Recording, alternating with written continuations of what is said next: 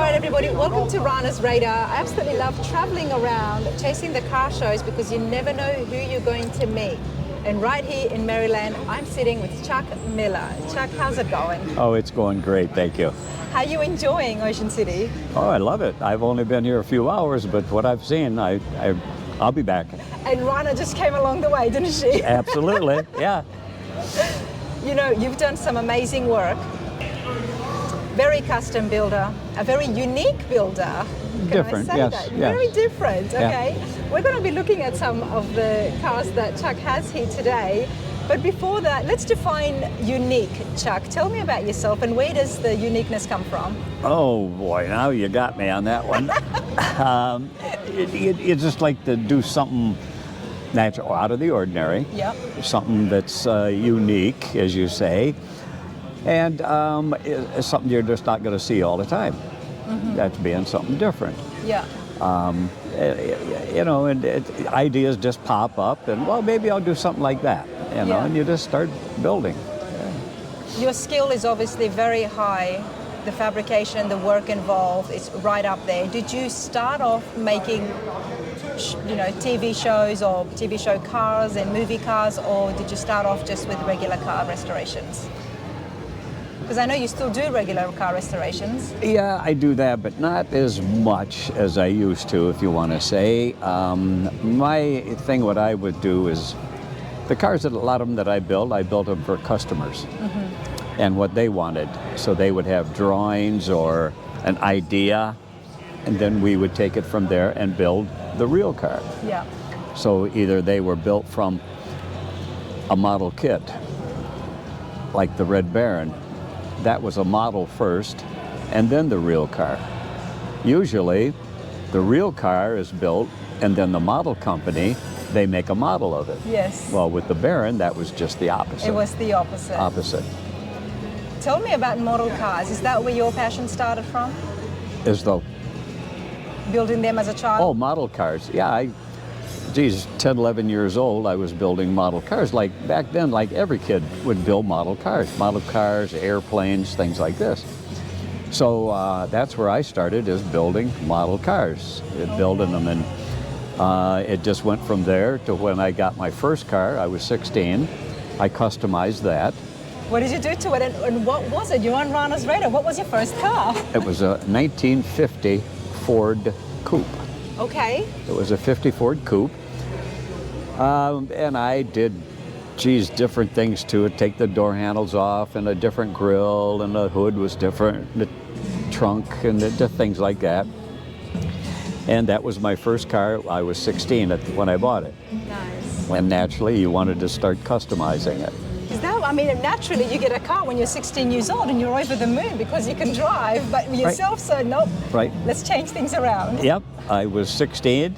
I had it in high school. And when I was 18, they took pictures of it, and it was in a magazine. When I was 18 then, Routing and Restyling, it was called, the magazine back then. So from there, I sold that one, got another car, customized that, and sell that one. Where did the skill come from? Did somebody teach you, or you just tinkering in the back? I just picked it up, I guess you could say. I worked in a body shop. One of my neighbors, he had a shop, and I worked there, you know, after school. 16, I'd get out of school and go right to work. And helping him, he would be doing, insurance work or just customer cars, a dent and a fender, stuff like that. It exposed you to the tools. Correct. That way I knew, you know, how to do a lot of the stuff by him mentoring me, if you will. So I started doing that. Then I would sell that car, buy another one, fix it all up, paint it, customize it, sell that one, and get another one, and go from there. Wow. So it just started snowballing. The first one you did ends up in a magazine. Mm-hmm. I mean, that must have been a brilliant feeling. Oh, geez, I figured it doesn't get any better than that. Any better than that, and then it did. It really did. Yeah, it did. You don't expect it, but yes. Yeah. And you just keep going, and a lot of breaks come along, and you get different people you do cars for, and it gets exposure, and you go to car shows, and that's what I did. And your name is Chuck Miller, and that's how it gets known. Well, you know what? I am going to trouble you and ask you to come up with me, and before we look at the new one you've got, let's have a look at Bugs Bunny. Let's do that. Come back to the Baron because that needs a moment all on its own. I have seen the Bugs Bunny car before, but I did not have you with me. Chuck, talk to me, where did this inspiration come from and what did you start off with? Well, the original idea, artwork, came from Harry Bradley, a California designer. And that's what he did. He designed cars. And he did the rendering for the car for Bob Larrabee. Bob Larrabee, he was a promoter back in the 60s, 70s. And he liked the idea of it. So we started from there with just a dune buggy and started cutting it up and making it into this. But it was a Harry Bradley design originally. Okay. One of the things that I love is the hood right here. This is, I mean, it's a lot longer than what the dune buggy. Oh, sure. Oh, yeah. It's not your typical dune buggy. Let's talk about some of the fabrication that would have happened here. Well, a lot of it is cut off from the dune buggy itself, and a lot of this is just sheet fiberglass, all fiberglass together, then finished off with a filler. Beautiful. Reminds me of some of the early Mopars. This right here, but I'm loving the lace. Now, did you do the paint, everything? Everything, yeah. Everything.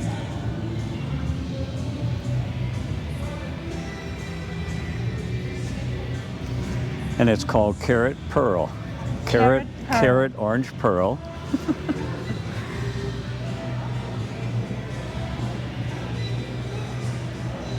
Just want to show everyone, I mean, a dune buggy is something that gets us around, especially on the sand.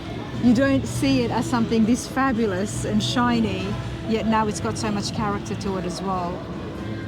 And it's called the Bugs Bunny car. Bugs Buggy. The Bugs Buggy. Yep. And not only that, then they went to make a model car from it as well. Yes, they made the model car After this. off of this. So how many other cars have they made model cars after your build? There's been a few. There's been a few. There's been a few. Well, the fire truck, that was built in '68 before the Baron. Well, I built that in '68. And in Detroit, where I'm from, it's a Detroit Autorama car show like this. Yep. And they have what's called the Riddler Award, Yep. if you're familiar. Yes, and that's where I first saw this at Detroit last year, the year before last year. Yes. Well, in '68, I won the Riddler Award. With the fire truck. With the fire truck. Well, everybody, you know what I'm going to be doing straight after this interview is Googling that and trying to see what that fire truck looked like. So it was a C cab type of a fire truck, or just in the 20s, it'd be like a 22T pickup or a truck. And that was the fire truck. Well, after I won the Riddler with that, they made a model of it. So it's just the opposite. Just the opposite. So the car came first, then the model. The Baron, the model came, as well as Bugs. The model came first and then the car came. Yep. But the fire truck, they actually made the model after that. Correct.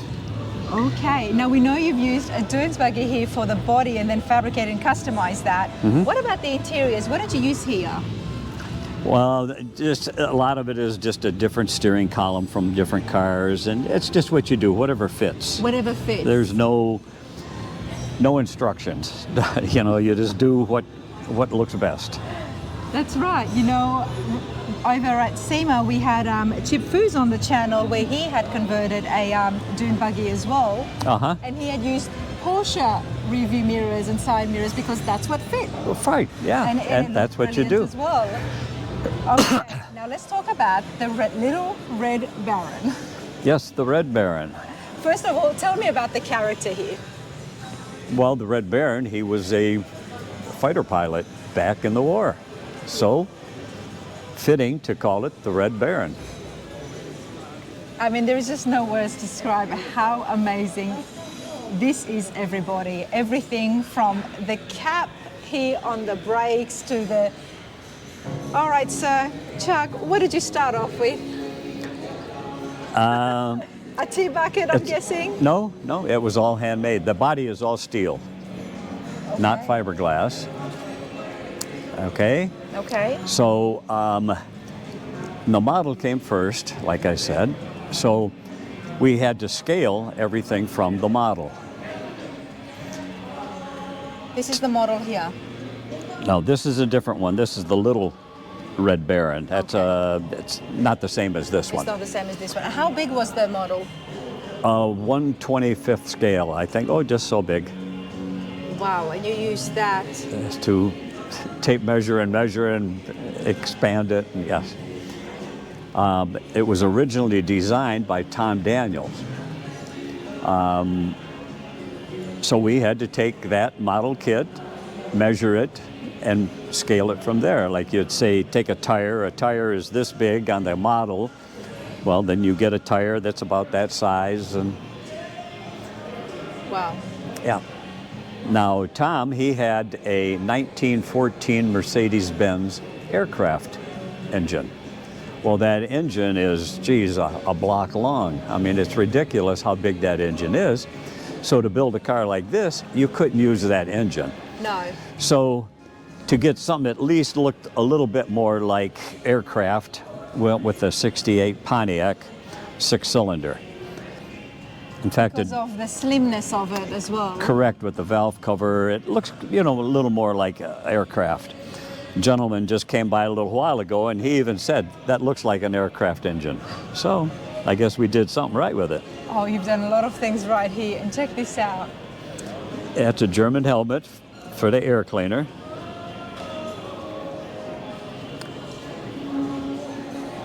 Machine guns. Now the same thing. In the model kit, that machine gun is only probably an inch long. So we had to scale it and make it just to where it fit, to where it looked good being that size. Did you have a magnifying glass as you were looking at You the just small about need it. details? Yeah. Yeah. I mean, I can't fathom the amount of work and skills involved in blowing up a 125 scale model into a real thing here. This is, look at that, just. And it runs, it's drivable. And it's drivable. Everything is handmade from the ground up, all steel body, everybody.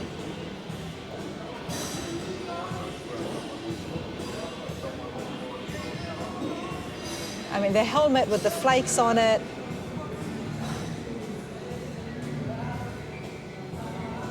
So who wanted you to do this? How did this come about? Bob Larrabee, the promoter of car shows. Okay. Back in '69. Bob, he was at a model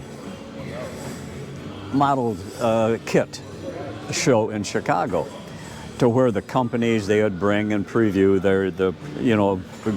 their new kits coming out. Oh, this is going to come out next month, or whatever it is, airplanes to boats to cars. And there was a model of this there. So he looked at it and he thought, wow, that's really cool. Wonder how it'd be to build a real one of it. So he got a kit, came back to me at my shop and showed me this. Says, you think you could build this, a real one? Yeah. So, excuse me. How long ago was this? 69. 69. And then how long did it take you? This was about 3 months to do it. 3 months? Yeah, just boom, boom, boom, boom, boom. Yeah.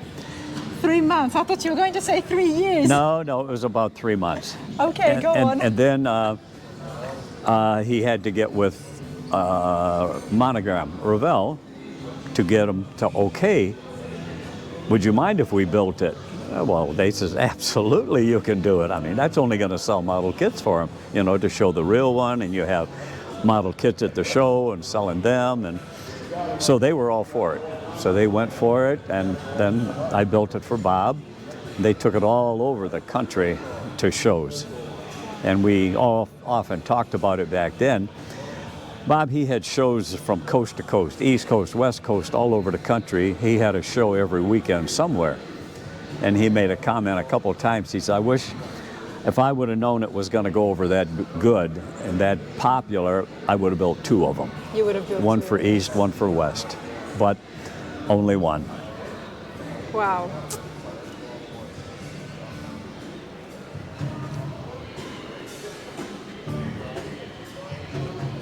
What is the most difficult part when building custom one-off cars where you don't have a blueprint, where you don't have a manual or something to compare it with? Well, a lot of it you're doing to it just what looks right. That's it. It has to look good. It doesn't have to so much measure good or this or that. It just has to look good, fit the proportions to where it's not way out of shape. Like if we would use that motor out of the kit. No, you couldn't do that. No, you couldn't. You had to make it work where it's still to make it still look like that. Absolutely, absolutely. The difference in the model and this, the exhaust is on the driver's side, to where the kit, it's on this side. And why did you go down that path? Well, we had to. The aircraft engine, Okay. the exhaust was on the right side, to where to make it work with this engine, we had to put them on this side. You couldn't go with the pipes and route them all around to the other side just to make it on that side. You'd look at it and think, boy, it's kind of silly. Why'd you do that? So, no, it's what looks good. What looks good. Have you done cars that has been no models from, but just a custom car, a Chuck Miller car that you thought of in your mind? Well, I did different cars for Chrysler, the rapid transit system. Yeah. Those, they never made models of those. And if they did, they would have really sold. They would have really sold. Right. What they had was the rapid transit system, RTS. And it was a dealership show that they would have 4 cars, a Duster, Roadrunner, a Barracuda, and a Cuda funny car, a Perdome funny car. And they did dealership shows with it. They'd have them all in the parking lot and in the showroom. And that was just to show their performance parts. Yeah. And that went on, and that started in 70. Well, they had that, and that was when the new Cuda came out, was 70. Well, they brought me a 70 Cuda that Harry Bradley designed. He designed all of the RTS cars. Well, they brought a brand new Cuda for me to customize to his drawings, and then that went on the road to these road shows. Then when 71 came by, they figured, well, we can't show that again this year, so let's repaint it. So I just repainted it for 71. What did you customize on that, on the 70? Geez. A completely new front end, a different mouth in the front, roll pan in the back, wheelie bars, just a lot of different things on it. And then 71, they came out with the new Roadrunner. I customized that for Chrysler. Well, then just recently, a year ago now, this month, a year ago in Mecum, in Indiana, they had the Cuda. It sold there. Okay. Okay. And that sold for 2.1. Okay. You remember that one? Yep, it's all coming back to me. Okay, that was the one that I did back in 70. What do you have in your collection? Nothing right now. I just sold the 3 of my cars that I had. Okay. I sold it. Right now I just have a 61 Thunderbird. But at your shop, you're very active still. You're working and restoring cars. So hopefully I'll be around your part of the woods one of these days. I hope so. We get to go inside and have a look. Like, I would be curious, is there a tool that you would use for customizing a car that you would not use for when restoring a car? Oh, there's different tools, naturally, for whatever job you're doing, either sheet metal or fiberglass or any of that. There's just different tools for all of it. They're all the same tools. It's the mind and the skills in their hand that is different, isn't it? Absolutely. I'm thinking you might say, I've got a magic wand that works a bit more better. No, that's just like you say, too, with painting, okay? You could have a beautiful, state-of-the-art spray gun. Yeah. Or you could have one that's been used forever and it's dirty and nasty looking. It isn't so much how pretty the gun is, What matters is the person that pulls the trigger. Exactly, exactly. Well said, sir. Well said. Everybody, Chuck Miller, this has been an absolute pleasure. Check this out once more. Beautiful stuff. I hope to show you guys more work, but for now, that's all we've got time for today. Thank you so much, sir. Thank you. Thank you.